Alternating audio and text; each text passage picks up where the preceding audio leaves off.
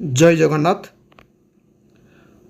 ATO 2024 recruitment पाई जो advertisement आसला से दुई टाइप्र वैकेंसी थिला, डिप्लोमा डिग्री एवं आईटीआई पिलामानक पई।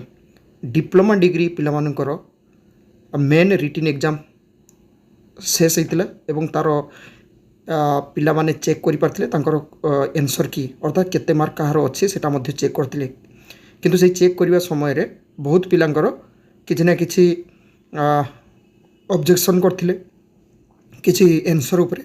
तो सेति पई ओएसएससी तरफ आज नोटिस आछि गोटे।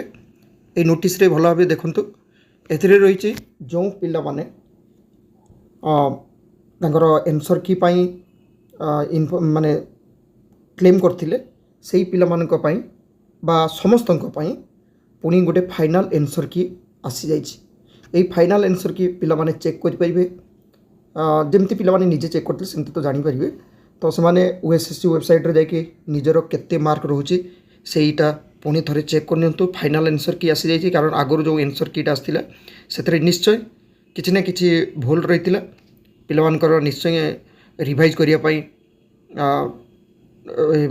ऑब्जेक्शन रही। तो एबे से फाइनाल आंसर की पुणी आसी जाइछि।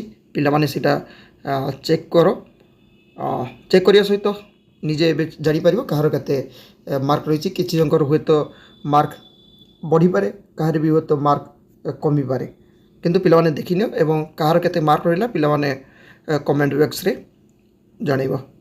आशा करे एटीओ डिप्लोमा डिग्री पिलांक पाखरे चैनल तरफ यही नोटिस नोटिफिकेशन पहुँची पार्ची। Thank you. जय जगन्नाथ।